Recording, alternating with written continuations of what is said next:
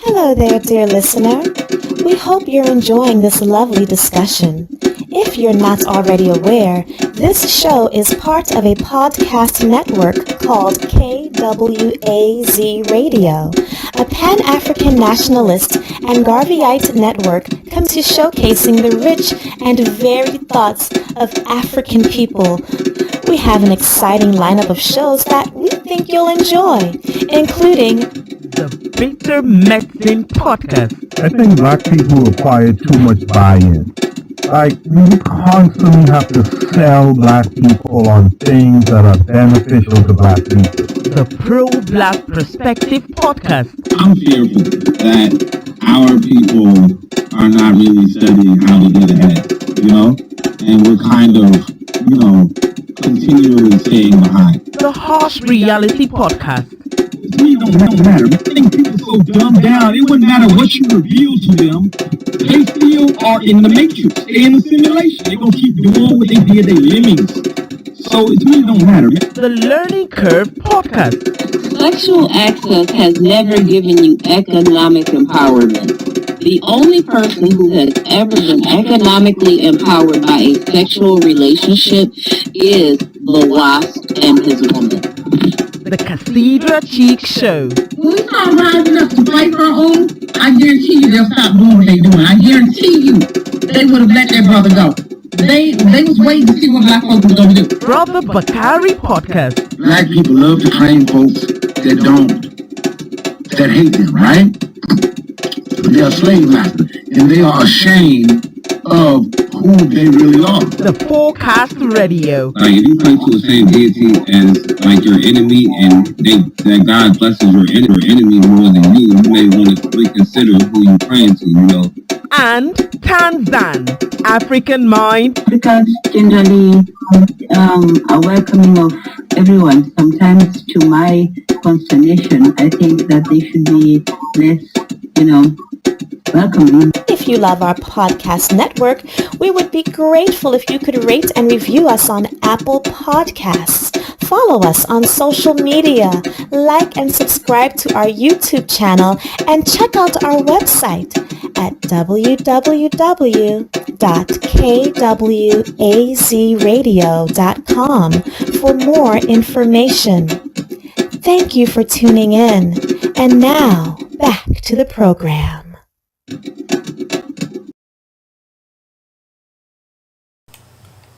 All right. Peace, family.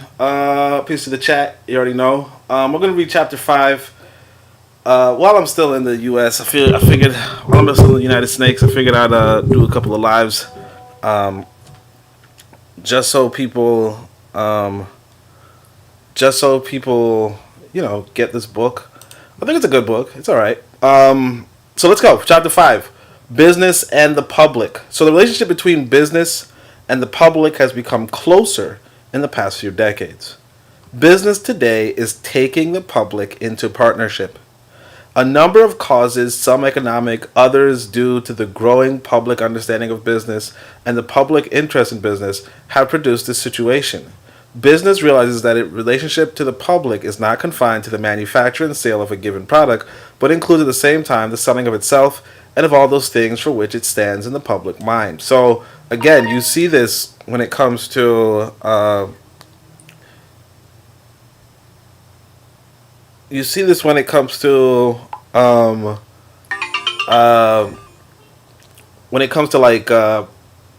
businesses and their partnership, like their geopolitics.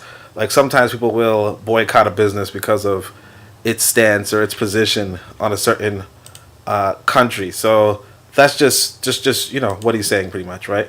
So 20 or 25 years ago, business sought to run its own affairs regardless of the public. The reaction was the muckraking period, in which a multitude of sins were justly and unjustly laid to the charge of the interest. In the face of an aroused public conscience, the large corporations were obliged to renounce their contention that their affairs were nobody's business. If today big business were to seek to throttle the public, a new reaction, similar to that of 20 years ago, would take place, and the public would rise and try to throttle big businesses with restrictive laws. Business is conscious of the public's conscience. This consciousness has led to a healthy cooperation. Another cause for the increasing relationship is undoubtedly to be found in the various phenomena growing out of mass production. Mass production is only profitable if its rhythm can be maintained. That is, if it can continue to sell its products in steady or increasing quantity. The result is that while under the handicraft of small unit system of production that was typical a century ago, demand created the supply. Today, supply must actively seek to create its corresponding demand. A single factory, potentially capable of supplying a whole continent with its particular product, cannot afford to wait until the public asks for its product. It must maintain constant touch through advertising and propaganda with the vast public in order to assure itself the continuous demand which alone will make it costly plant profitable. This entails a vastly more complex system of distribution than formerly. To make customers is the new problem. One must understand not only his own business, the manufacture of a particular product, but also the structure, the personality, the prejudices of a potentially universal public. So again, and this is the one of the issues that people had with capitalism and saying why the final stage of capitalism is imperialism, right? Or neocolonialism or whatever, right? But the reason why they say it's imperialism is because the idea is that once a business or once a corporation or manufacturer is able to supply the entirety of one country, right? They will also like they might not be able to continue to sell to that one country, and therefore the operating costs of their factory or even just the fact that they will even be able to manufacture can be obstructed, right? That said, because of that, they need new markets. And the way how they get new markets is to force yourself onto foreign markets. And that's kind of what, that's the major basis for imperialism. And of course, you got to look at it from a logical standpoint, right? You have this factory, you have this business, and this business, you have this factory. Let's say it costs you, let's say 10 million. That's small, but still. Let's say it costs you $10 million to build. And when you're selling, while you're selling, you might make $2 million a year, right? But if people are not buying this every year, the first year might be 2 million. The second year might be 2 million. The third year might be 500,000. You get what I'm saying? And then here's what happens on top of that, right? Now, of course, remember, it costs you 10 million, so you're not really making the 10 million back per se just yet. But here's another thing to it. It might cost you, because not only does the building cost, money to make, but it also costs you money to run, because this factory requires power, right? Energy. This factory requires you paying their workers, right? This factory requires you paying the managers, who are also workers, obviously, right?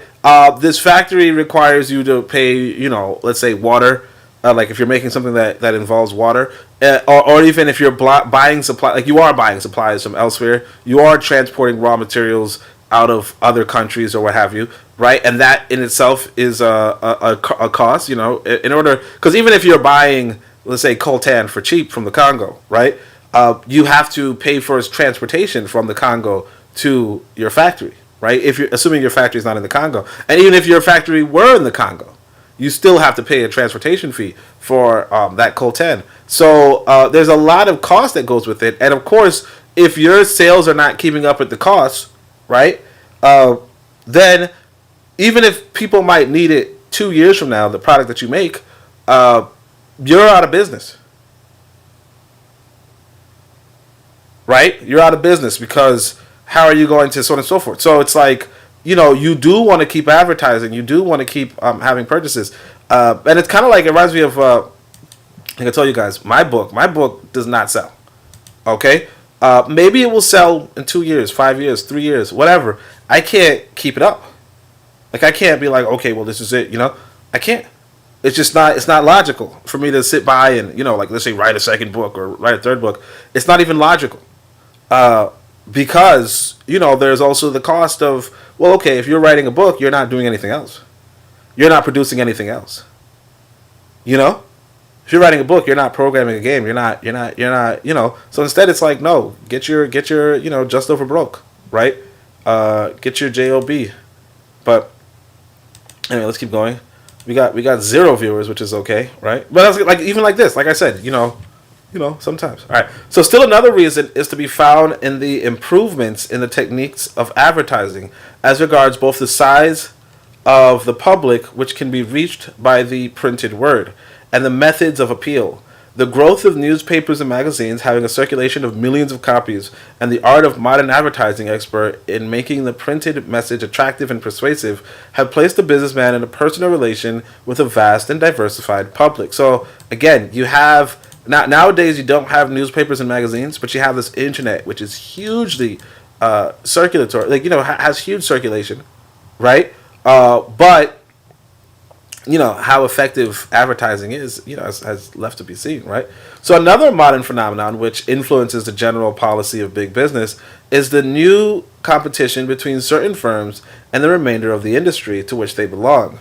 So let's look at this again. It says another modern phenomenon which influences the general policy of big business is the new competition between certain firms and the remainder of the industry to which they belong. Another kind of competition is between whole industries in their struggle for a share of the consumer's dollar.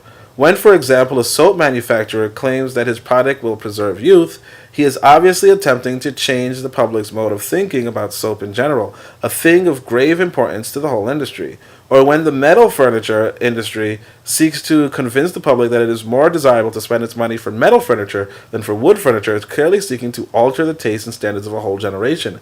In either case, business is seeking to inject itself into the lives and customs of millions of persons, right? Yeah. So, even in a basic sense, business is becoming dependent on public opinion. With the increasing volume and wider diffusion of wealth in America, thousands of persons now invest in industrial stocks.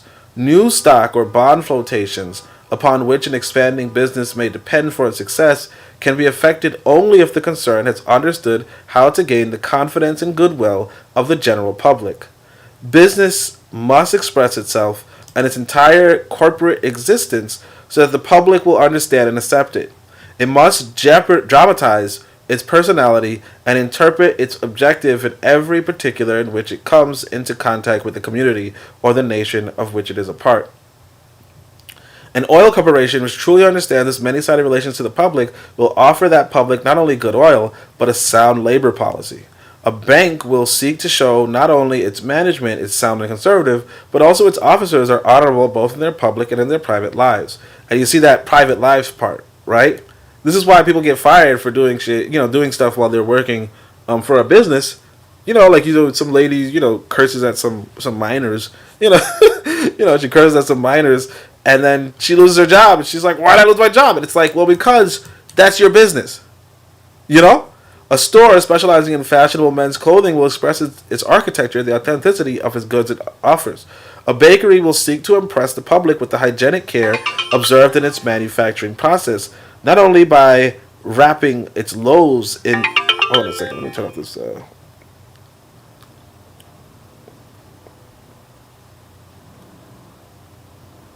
Alright. A bakery will seek to impress the public with its hygienic care observed in its manufacturing process, not only by wrapping its loaves in dust-proof paper and throwing its factory open to public inspection, but also by the cleanliness and attractiveness of its delivery wagons. A construction firm will take care that the public knows not only that its buildings are durable and safe, but also that its employees, when injured at work, are compensated. At whatever point a business enterprise impinges on the public consciousness, it must seek to give its public relations the particular character which will conform to the objectives which it is pursuing. Just as a production manager must be familiar with every element and detail concerning the materials with which he is working, so the man in charge of a firm's public relations must be familiar with the structure, the prejudices, and the whims of the general public, and must handle his problems with the utmost care. The public has its own standards and demands and habits. You may modify them, but you dare not run counter to them. You cannot persuade a whole generation of women to wear long skirts, but you may, by working through leaders of fashion, persuade them to wear evening dresses which are long in back. The public is not an amorphous mass which can be molded at will or dictated to. Both business and the public have their own personalities, which must somehow be brought into friendly agreement. Conflict and suspicion are injurious to both. Modern business must study on what terms the partnership can be made amicable and mutually beneficial. That's the word right there.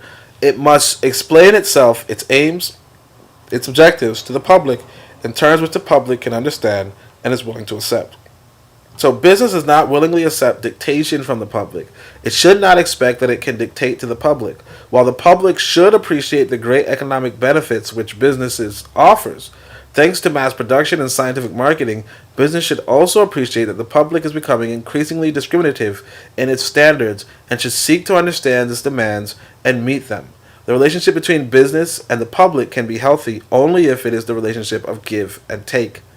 Right? And I guess, I write about this kind of stuff in my book too, about how realistically this is what you want to do. You want to have a giving and taking relationship, a useful and helpful relationship, rather than a useless and helpless relationship. And this, of course, this really applies to life in general, but he's talking about business, and that's, business is a part of life.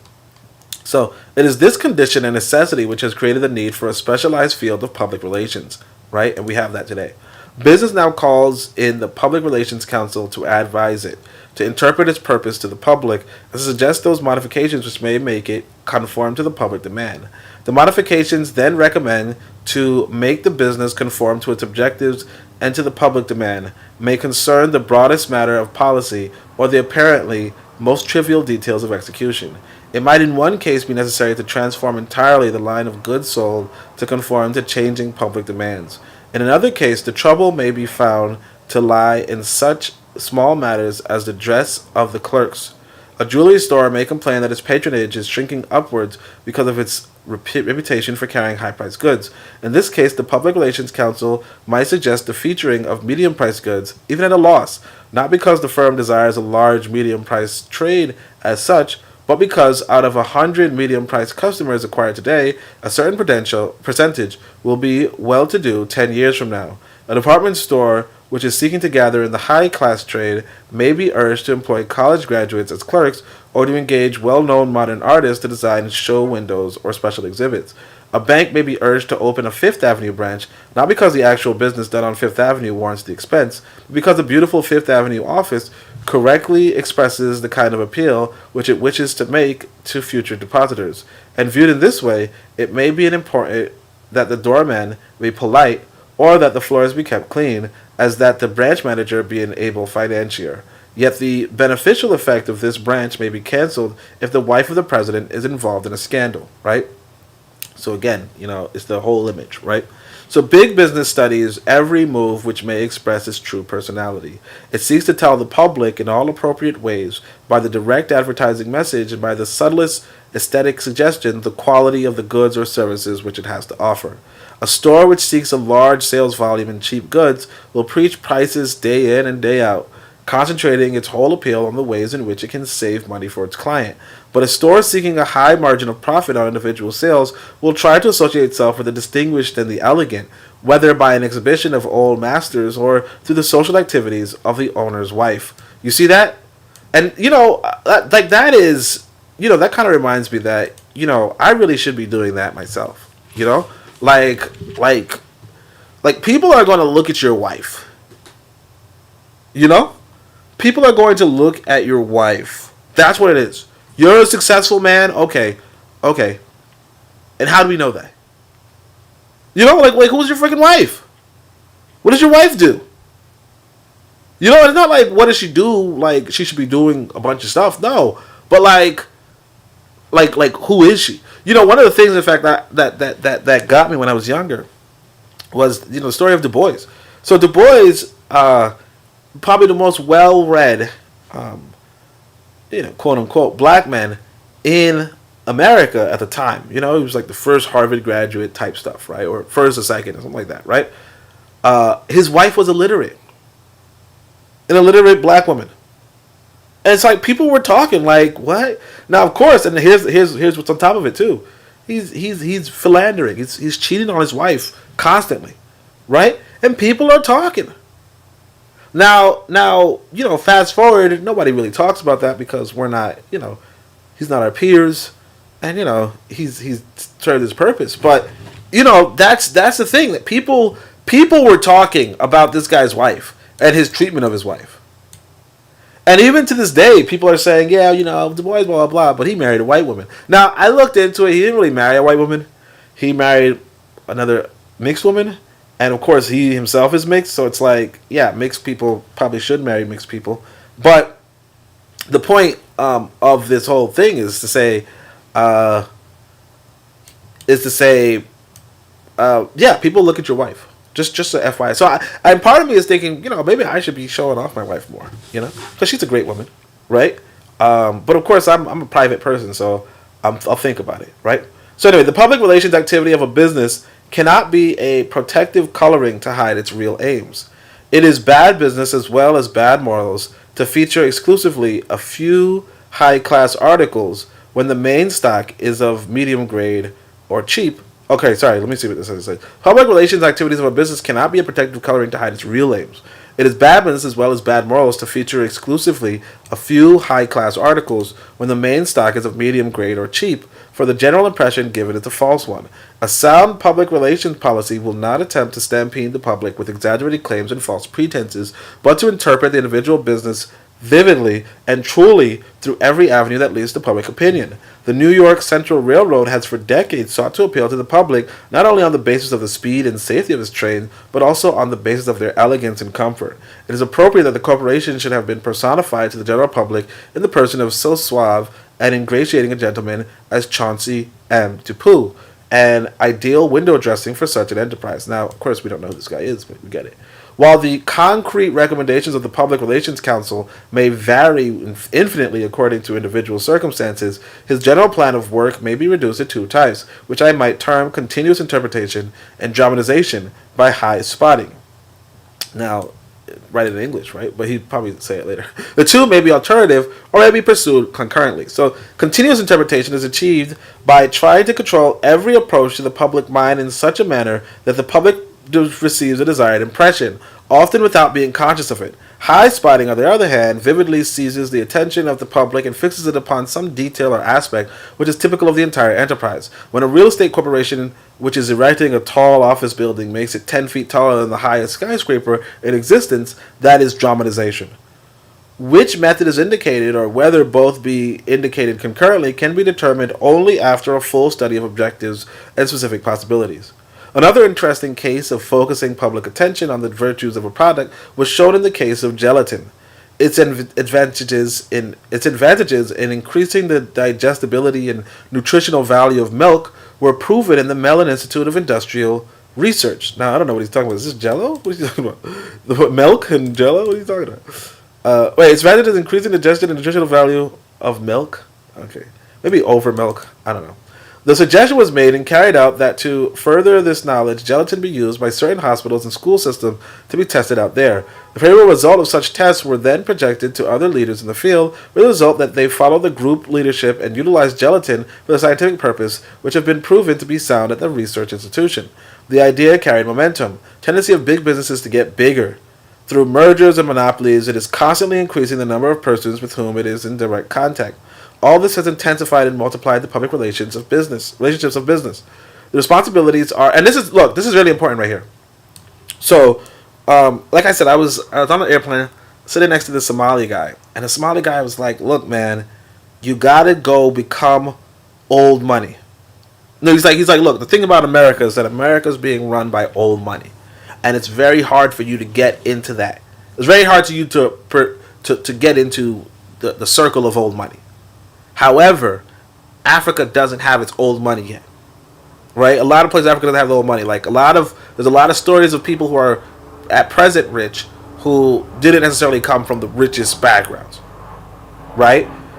They weren't these major families back in wherever country they're from, if they're not from the same country. The point being, you can get into the old money situation, or you can get into the big money situation.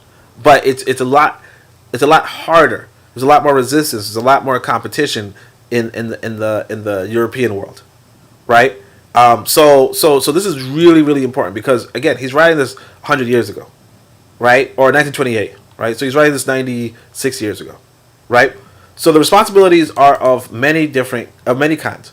There is a responsibility to the stockholder, numbering perhaps 5 persons or 500,000 who have entrusted their money to the concern and have the right to know how the money is being used. A concern which is fully aware of its responsibility towards its stockholders will furnish them with frequent letters urging them to use the product in which their money is invested and use their influence to promote its sale. It has a responsibility towards the dealer, which it may express by inviting him at its expense to visit the home factory. It has a responsibility towards the industry as a whole, which should restrain it from making exaggerated and unfair selling claims. It has a responsibility towards the retailer and will see to it that its salesmen express the quality of the product which they have to sell. There's a responsibility towards the consumer who is impressed by a clean and well-managed factory open to his inspection, and the general public, apart from its function as potential consumer, is influenced in its attitude towards the concern by which it knows of the concern's financial dealings, its labor policy, even by the livableness of the houses in which its employees dwell. There is no detail too trivial to influence the public in a favorable or unfavorable sense. And, this kind of reminds me of the, Amazon workers peeing in cups kind of thing. Bad publicity, right? But, of course, Amazon's still, tyrant. But you get what I'm saying. The personality of the president, and sorry, I didn't mean tyrant. I meant, it's still, I guess I say titan. I don't know. But anyway, so the personality of the president may be a matter of importance, for he perhaps dramatizes the whole concern to the public mind. It may be very important to what charities he contributes. See that? What charities he contributes. In what civic societies he holds office. If he's a leader in his industry, the public may demand that he be a leader in his community. The businessman has become a responsible member of the social group. It is not a question of ballyhoo, of creating a picturesque fiction for public consumption. It is merely a question of finding the appropriate modes of expressing the personality that is to be dramatized. Some businessmen can be their own public relations counsel, but in the majority of cases, knowledge of the public mind and of the ways in which it will react to an appeal, it is a specialized function which must be undertaken by the professional expert. Big business, I believe. So yeah, I'm thinking about this. I mean, of course, it's not like I'm selling a million books, but I'm thinking about this, because if you guys don't know, I'm finna get married, right? And when I do, there's obviously gonna be video of me dripped out, with a beautiful woman, and I'm thinking to myself, you know what? Maybe I might have to, show that off, because usually I would just keep that to myself. But maybe it might be a popular thing of, hey, look, this is the king of the passport bros, right? No, I mean, but seriously. Anyway, let me see what the comments are. There is no comments, but it's okay. All right. So big business, I believe, is realizing this more and more. It is increasingly availing itself of the services of the specialists in public relations, whatever may be the title accorded him. And it is my conviction that as big business becomes bigger, the need for expert manipulation of its innumerable contacts with the public will become greater.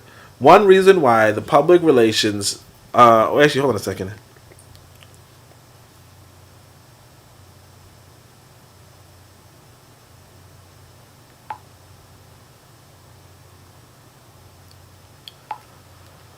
One reason why the public relations of a business are frequently placed in the hands of an outside expert instead of being confided to an officer of the company is the fact that the correct approach to a problem may be indirect. For example, when the luggage industry attempted to solve some of its problems by a public relations policy, it was realized that the attitude of railroads, of steamship companies, and of foreign governments owned railroads was an important factor in the handling of luggage. If a railroad and a baggage man for their own interests can be educated to handle baggage with more facility and promptness, with less damage to the baggage and less inconvenience to the passenger, if the steamship company lets down in its own interest its restrictions on luggage, if the foreign government eases up on its baggage costs and transportation in order to further tourist travel, then the luggage manufacturers will profit, right? So again, he's like, look, it's not about your own employee, Like your own employee might not have the ability to influence outside businesses in the sense that a marketing firm may, but not that he said marketing firm, but I'm just saying like that might be one of the interpretations, right? So the problem then to increase the sale of their luggage was to have these and other forces come over to their point of view.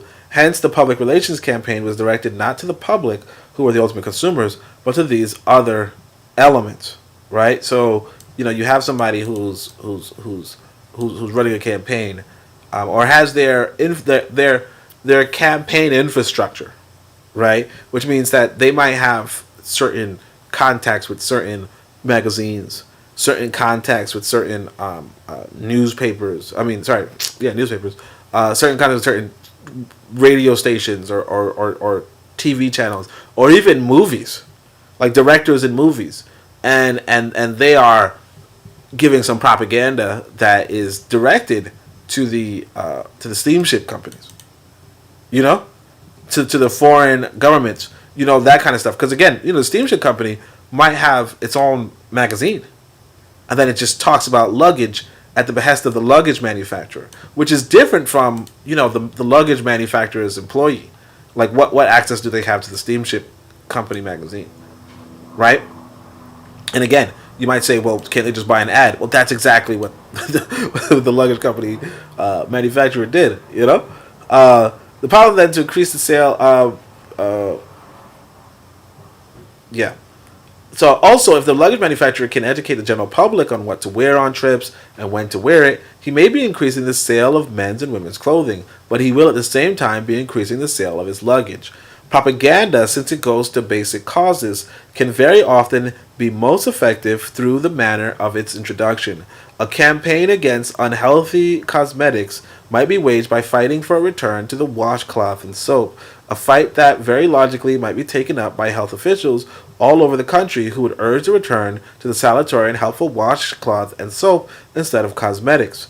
The development of public opinion for a cause or line of socially constructive action may very often be the result of a desire on the part of the propagandist to meet successfully his own problem, which the socially constructive cause would further. And by doing so, he is actually fulfilling a social purpose in the broader sense. The soundness of a public relations policy was likewise shown in the case of a shoe manufacturer who made service shoes for patrolmen, firemen, letter carriers, and men in similar occupations. He realized that if he could make acceptable the idea that men in such work ought to be well shod, he would sell more shoes and at the same time further the efficiency of the men. He organized as part of his business a foot protection bureau. This bureau disseminated scientifically accurate information on the proper care of the feet, principles which the manufacturer had incorporated in the construction of the shoes. The result was the civic bodies, police chiefs, fire chiefs, and other interests in the welfare and comfort of their men furthered the ideas his product stood for, and the product itself, with the consequent effect that more of his shoes were sold more easily. Right, and we all know these guys wear boots and stuff. And there are people who make them, and it just kind of tells you how, again, like even at one point, America didn't have, America was probably pretty accessible, like you could, I don't know the company that makes police shoes or fire shoes, but it was probably somebody said, look, let me do this, and they did it, and now they're probably established old money. Right, and the thing is this, that you listen to this stuff and you say, well, Africa might be at a stage where this guy is writing his stuff, maybe even not as far advanced, and so it's like you could use this as an advantage on the continent. That's pretty much like one of the purposes behind knowing this. Brother Bakari says, bless up, peace, Brother Bakari.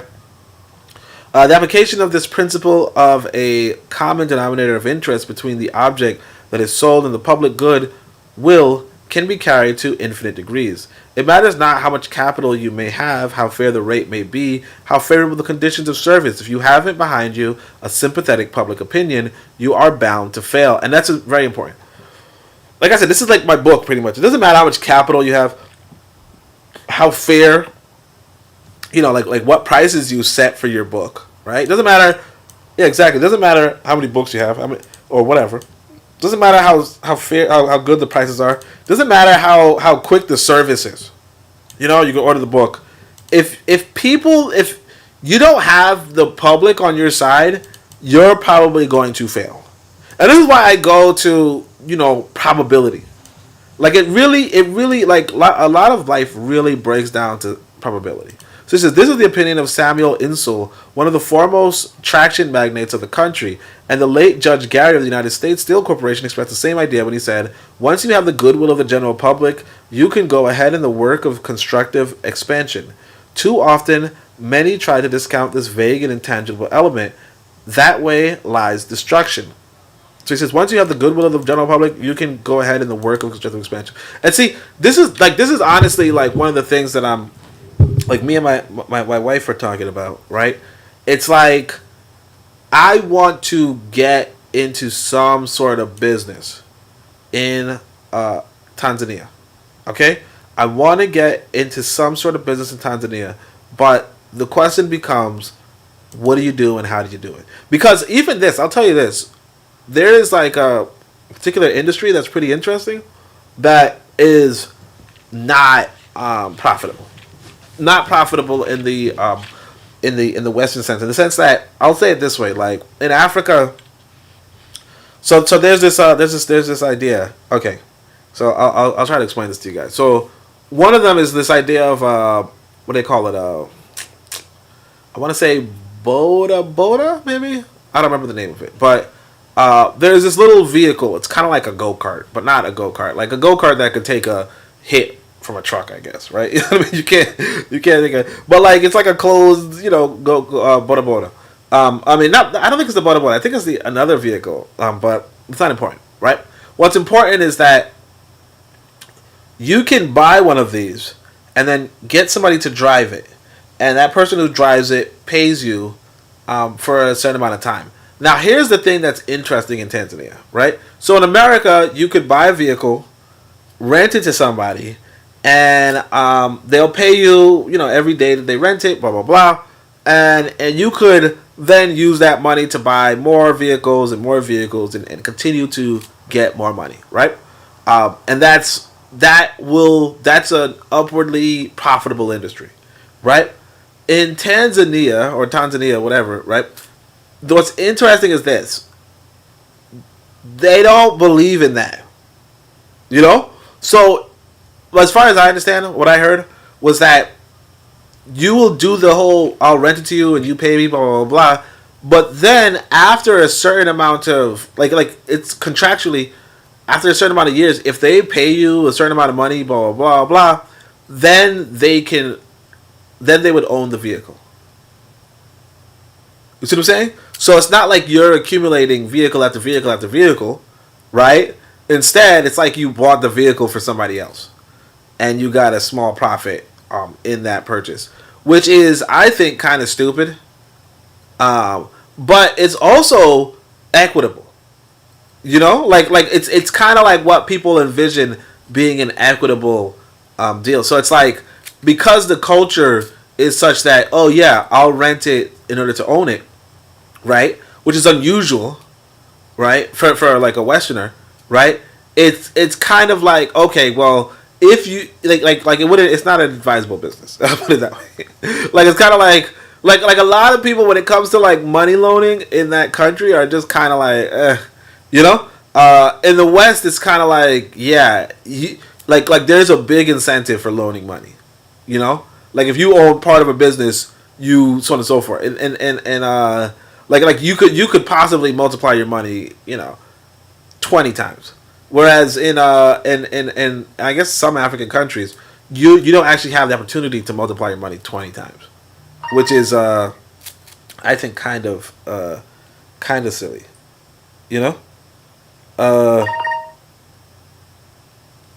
Anyway, let me just turn off I didn't want to turn off my ringer, but apparently I got to. I know you're saying to yourself, but didn't you turn off your ringtone before? Yeah, I have multiple phones, right? All right. So anyway, so he says, so I think that's a pretty interesting, distraction. So let's go. Public opinion is no longer inclined to be unfavorable to the large business merger. It resents the censorship of business by the Federal Trade Commission. It has broken down the antitrust laws where it thinks they hinder economic development. It backs great trusts and mergers, which it excoriated a decade ago. The government now permits large aggregations of producing and distributing units, as evidenced by mergers among railroads and other public utilities, because representative government reflects public opinion.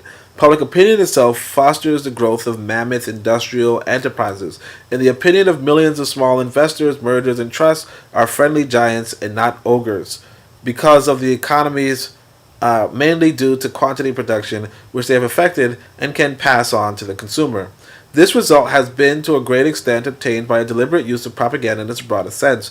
It is obtained not only by modifying the opinion of the public, as the government modified and marshaled the opinions of the public during the war, but often by modifying the business concern itself. A cement company may work with road commissions gratuitously to maintain testing laboratories in order to ensure the best quality roads to the public. A gas company maintains a free school of cookery, but it would be rash and unreasonable to take it for granted that because public opinion has come over to the side of big business, it will always remain there. Only recently, Professor W.Z. Ripley of Harvard University, one of the foremost national authorities on business organization and practice, exposed certain aspects of big business which tended to undermine public confidence in large corporations. He pointed out that stockholders' supposed voting power is often illusory, that annual financial statements are sometimes so brief and summary that the man on the street they are downright misleading. That to the man in the street they are downright misleading.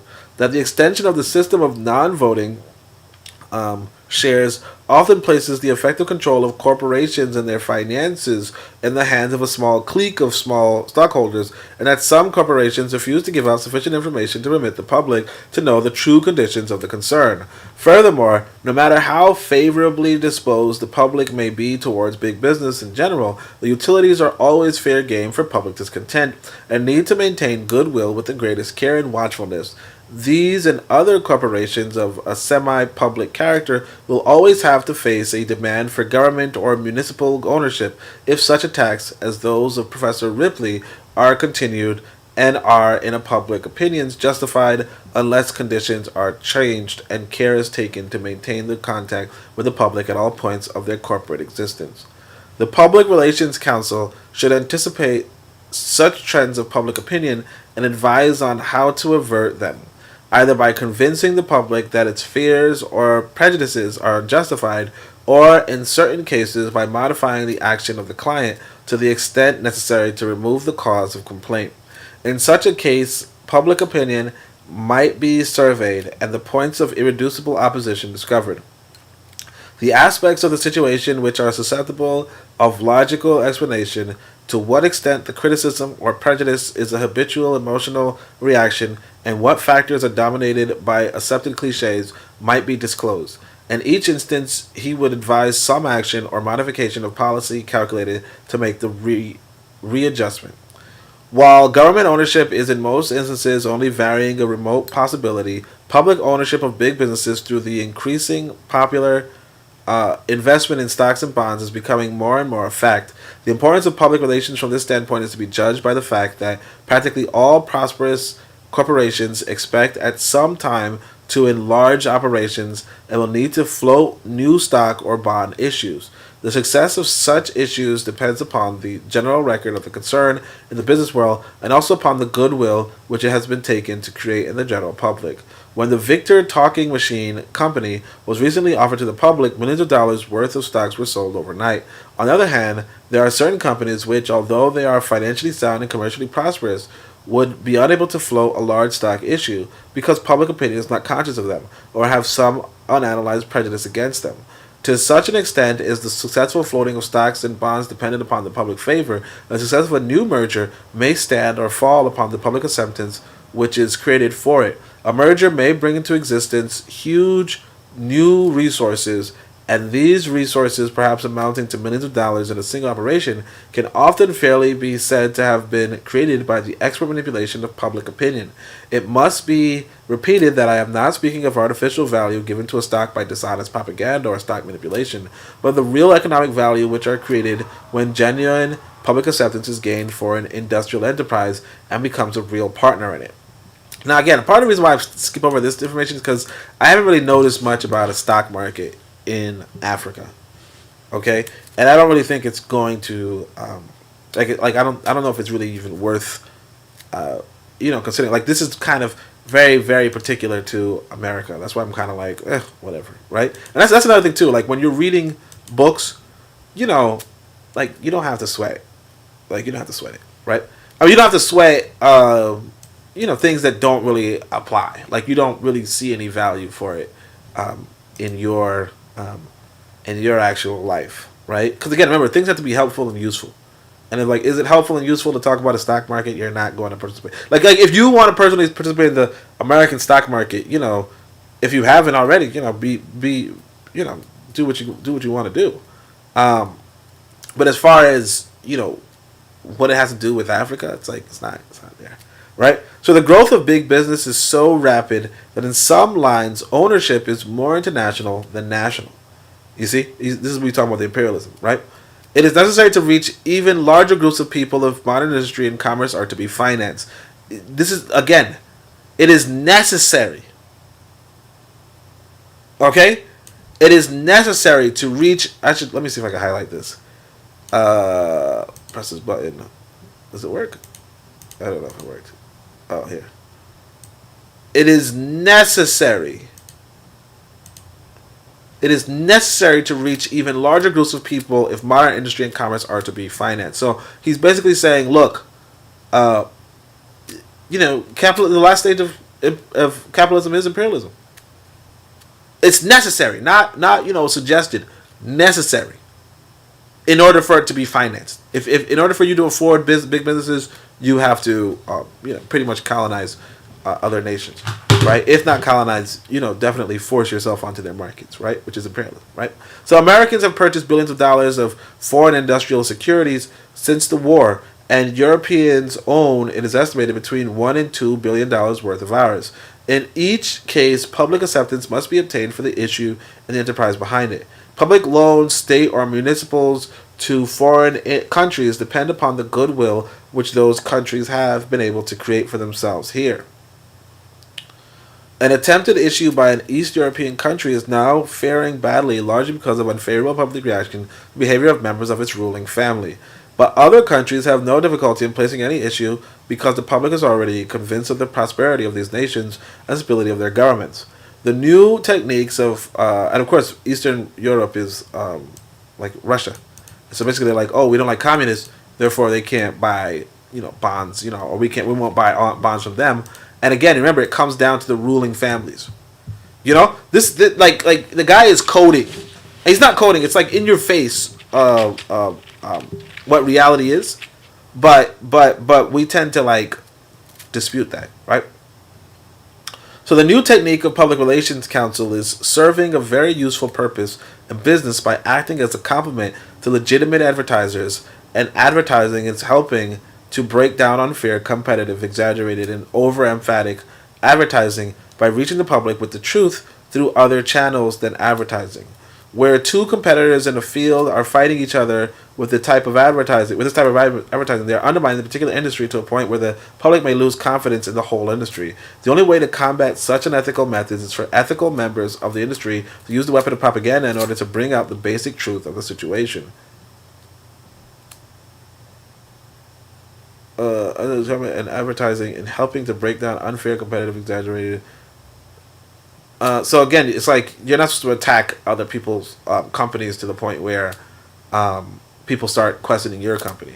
So he says, take the case of toothpaste, for instance. Here's a highly competitive field in which the preponderance of public acceptance of one product over another can very legitimately rest in inherent values. However, what has happened in this field? One or two of the large manufacturers has asserted advantage for their toothpaste, which no single toothpaste discovered up to the present time can possibly have. The competing manufacturers is put in the position either of overemphasizing an already exaggerated emphasis or of letting the overemphasis of his competitor take away his markets. He turns to the weapon of propaganda, which can effectively, through various channels of approach to the public, the dental clinics, schools, women's clubs, the medical colleges, the dental press, and even the daily press, bring to the public the truth of what a toothpaste can do.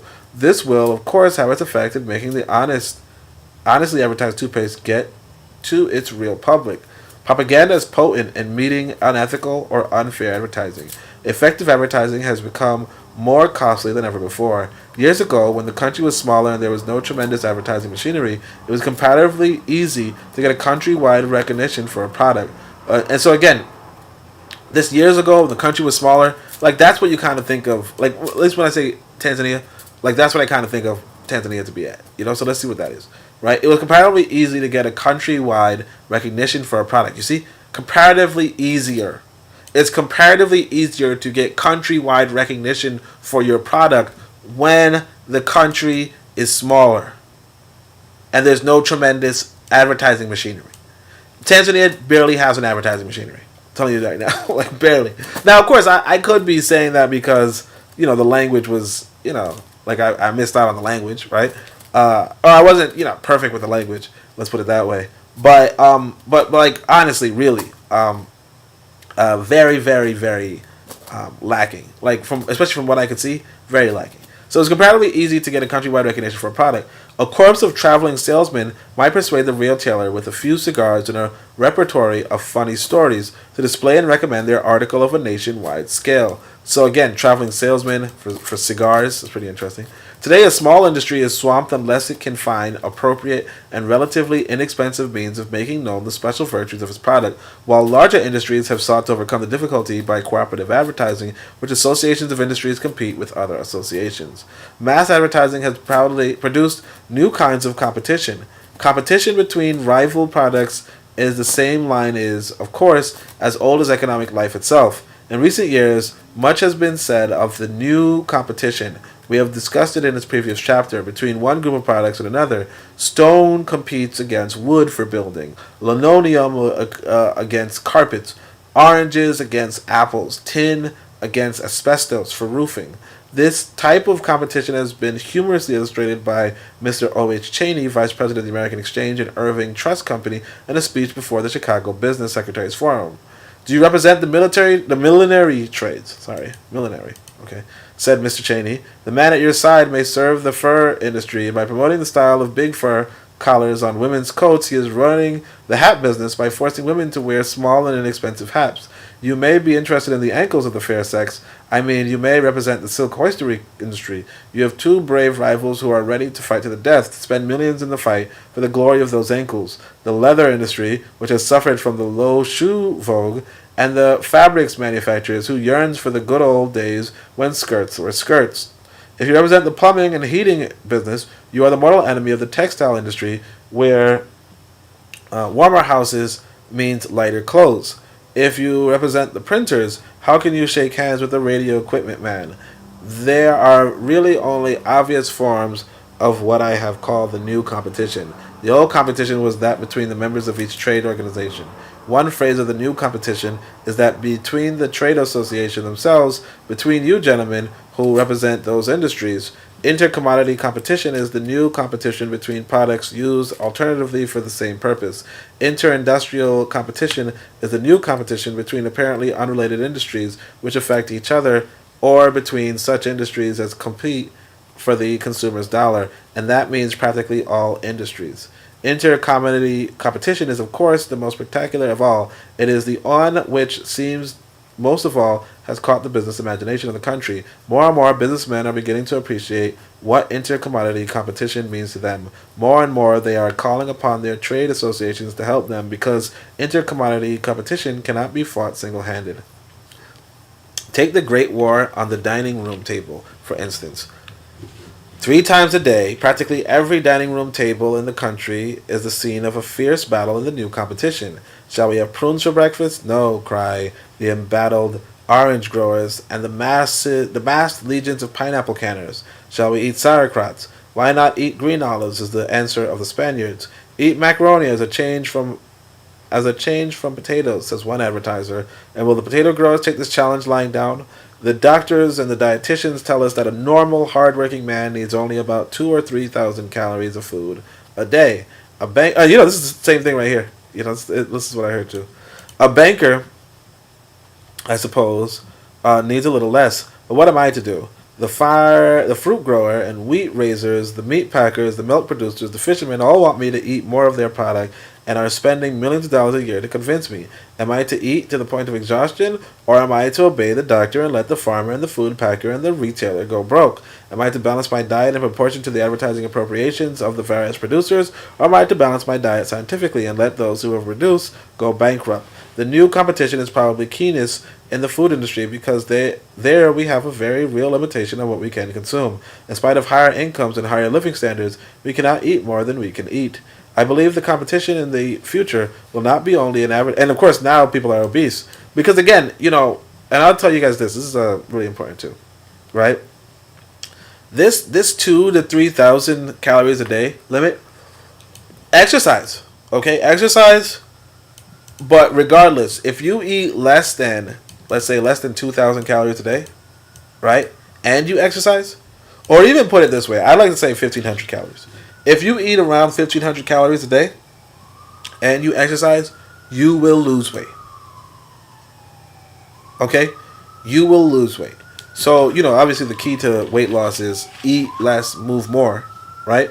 But you will lose weight because your body requires 2,000 to 3,000 calories of food a day, right? And of course, I'm saying this, particularly if you have fat to spare, right? If you have fat to spare, but if your body requires 2,000 to 3,000 calories a day, and you don't consume 2,000 to 3,000 calories a day, your body will go into your supply. Okay, your body will go into your supply, which is your stored fat, your storage. It will go into your storage, right? However, what it is that, and this is what I learned, because I gained a lot of weight when I was in Africa, right? We're eating like 4,000, 5,000 calories a day. Okay? Now, if you're eating 4,000 or 5,000 calories a day, unless you're exercising like a mofo, okay, you're going to gain weight. And by exercise, what I mean is that, if you're jogging, you might be losing 100, 200 calories. Depending on how long you jog. But I mean, like, if you're doing, like, let's say, because my favorite exercise is kind of the HIIT, I think, right? High intensity interval training, yeah. So that's not losing that many calories. And so, let's say I might do like 20 push-ups, 40 push-ups or something like that, right? If I'm doing 20, 40 push-ups and I'm like, that's my exercise for the day, right? That's not, I'm probably not going to lose a lot of weight. You know what I'm saying? Because I don't know how many calories one push-up takes, but it's not that much. Right? Right? So, now if you're doing that one push-up, two push-ups, but the point is this, if you're eating 1,500 calories and you're doing that 40 push-ups, you got it good. If you're doing those 40 push-ups and you're eating 5,000 calories, you're gonna, you're messing up. Now, again, if you're like jogging and, running and you're, exercising for 3 hours a freaking day, sure, if you have that kind of time, obviously, you could eat 5,000 calories. But a lot of people are not doing that. And because of that, they're screwing up. But anyway, that's it. Like that's really important passage. So, just a FYI.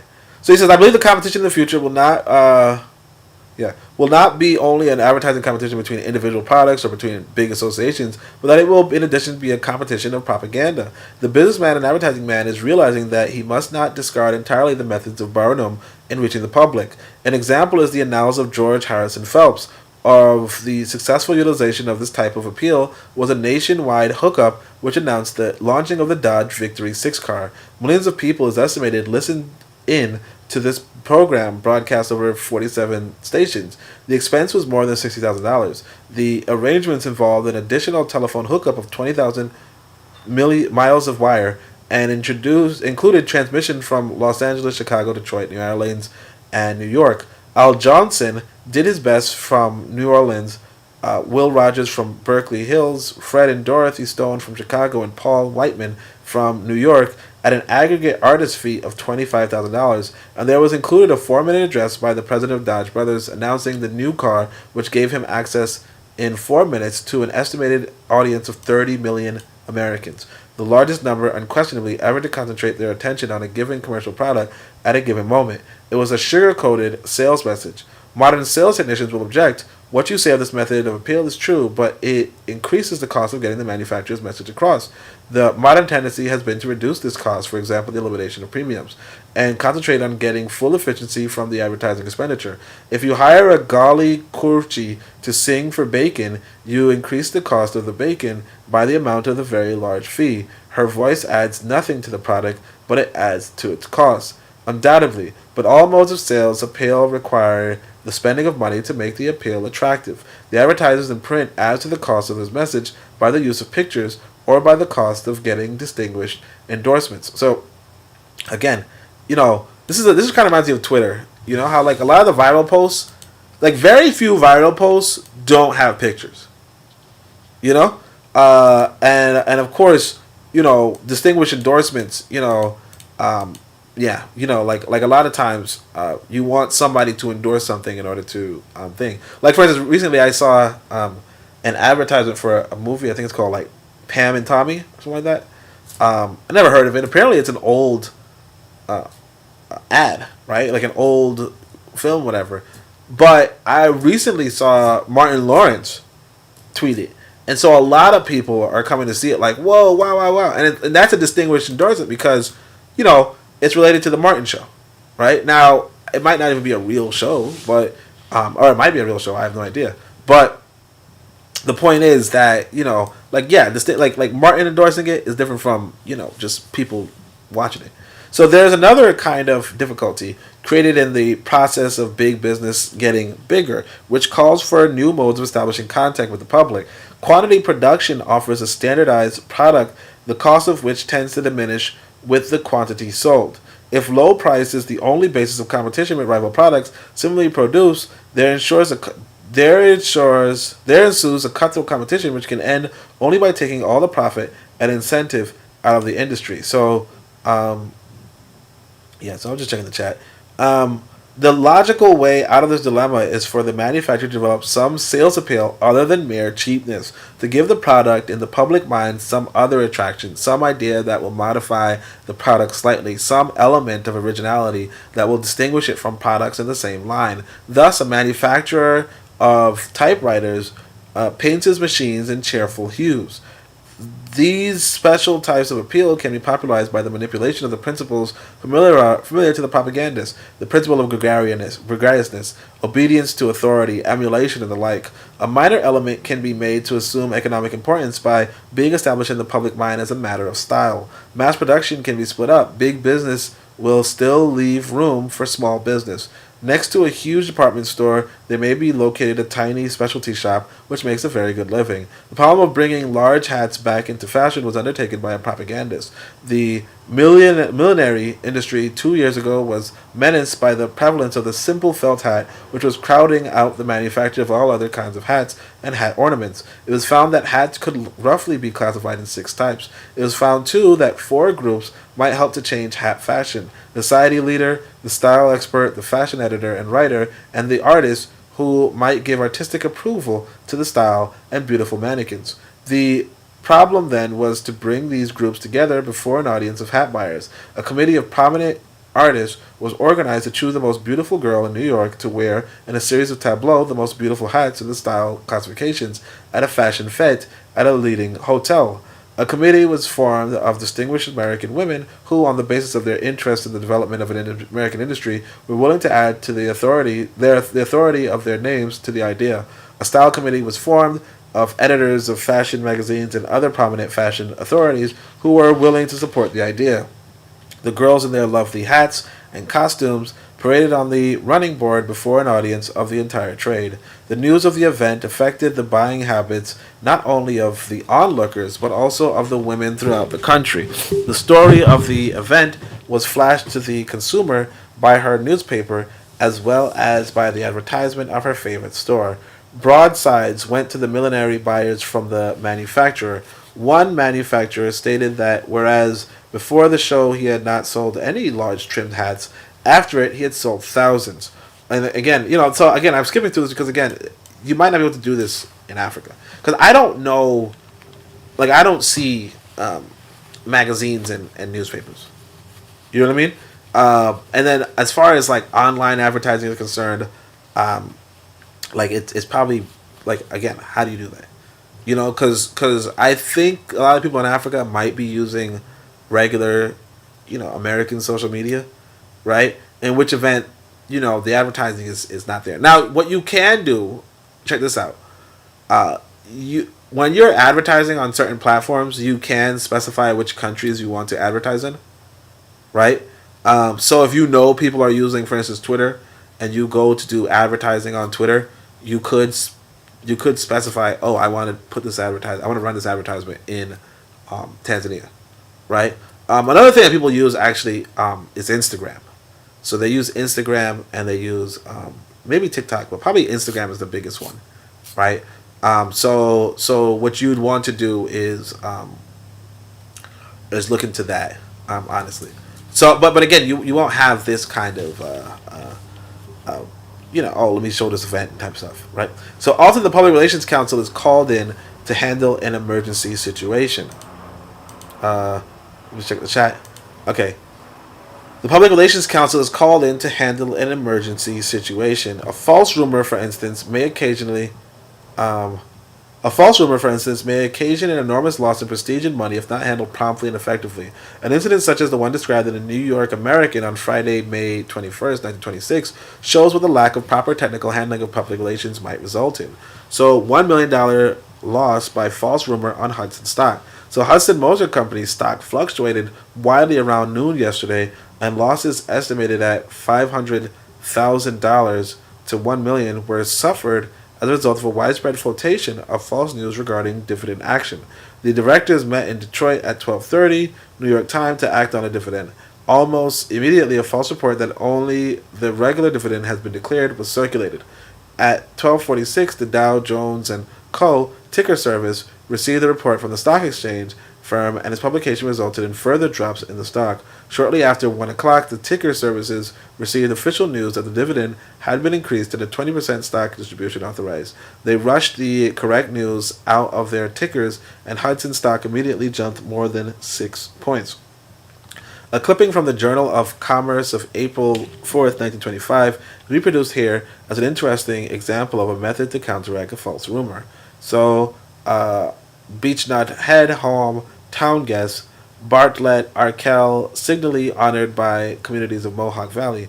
So today was Beechnut Day in this town. In fact, for the whole Mohawk Valley, businessmen and practically the whole community of this region joined in a personal testimonial to Bartlett Arkell of New York City, president of the Beechnut Packing Company of this city, in honor of his firm refusal to consider selling his company to other financial interests to move elsewhere. When Mr. Arkell publicly denied recent rumors that he had to sell his company to the Postum cereal company for $17 million, which would have resulted in taking the industry from its birthplace, he did so in terms conspicuously loyal to his boyhood home, which he has built up into his prosperous industrial community through 30 years management of his Beechnut company. Again, 30 years. Absolutely controls the business and flatly stated that he would never sell it during his lifetime to anyone at any price, since it would be disloyal to his friends and fellow workers, and the whole Mohawk Valley spontaneously decided that such spirit deserves public recognition, hence today's festivities. More than 3,000 people participated, headed by a committee comprising W. J. Roser, Chairman B. F. Sparker, H. V. Bush, B. F. Defieldorf, and J. H. Cook. They were backed by the Kanajoharis and the Mohawk Valley Chambers of Men's Association. Of course, everyone realized after this that there was no truth in the rumor that the Beechnut Company was in the market. The denial would not have carried as much conviction. So again, you have, you just basically have to give a good image all the time. Amusement too is a business, and I'll say this about me. I don't give a good image, for the most part. I don't give a good image, and I notice a lot of people, kind of, have my style too. Nobody really knows them either, because it's like if you have a negative personality, people are not really like it doesn't matter if you're truthful, it doesn't matter if you're honest, it doesn't matter if you're intelligent. You're negative. You know what I mean? Like it's just no other way to say it. So, amusement too is a business one of the largest in America. It was the amusement business, first the circus and the medicine show, then the theater, which taught the rudiments of advertising to industry and commerce. The latter adopted the ballyhoo of the show business, but under the stress of practical experience, it adapted and refined these crude advertising methods to the precise ends it sought to obtain. The theater has, in its turn, learned from business and has refined its publicity methods to the point where the old stentorian methods are in the discard. The modern publicity director of a theater syndicate or a motion picture trust is a businessman. The modern publicity director of a theater syndicate or a motion picture trust is a businessman, responsible for the security of tens of or hundreds of millions of dollars of invested capital. He cannot afford to be a stunt artist or a freelance adventurer in publicity. He must know his public accurately and modify its thoughts and actions by means of the methods which the amusement world has learned from its old pupil, big business. Sorry, I'm like confused. So hold on a second. The modern publicity director of a theater syndicate or a motion picture trust is a businessman, responsible for the security of tens or hundreds of millions of dollars of invested capital. He cannot afford to be a stunt artist or freelance adventurer in publicity. He must know his public accurately and modify its thoughts and actions by means of the methods which the amusement world has learned from its old pupil, big business. As public knowledge increases, the public taste improves. Businesses must be ready to meet them halfway. So again, it's like today, the movie trailer. Like, if you don't have a good movie trailer, people are not watching your movie, for the most part. I mean, somebody's going to watch it, but you might not make back the amount of money you invested. A lot of these films cost a lot of damn money. Although, now that I think about it, I feel like I should make a film, a sitcom or something. But anyway, so modern business must have its finger continuously on the public pulse. It must understand the changes in the public mind and be prepared to interpret itself fairly and eloquently to changing opinion. And that's it. So that's the entire book. I hope everybody enjoyed it. It was kind of quick, kind of not quick. But thanks everybody for coming through. Apparently I had about 2 people. My brother Bakari was one of them. So shout out to brother Bakari. Shout out to the other person who was here. But other than that, thank everybody for your time. If you guys could put some likes on this video, that would be appreciated. But other than that, you can like, subscribe, share, all that jazz.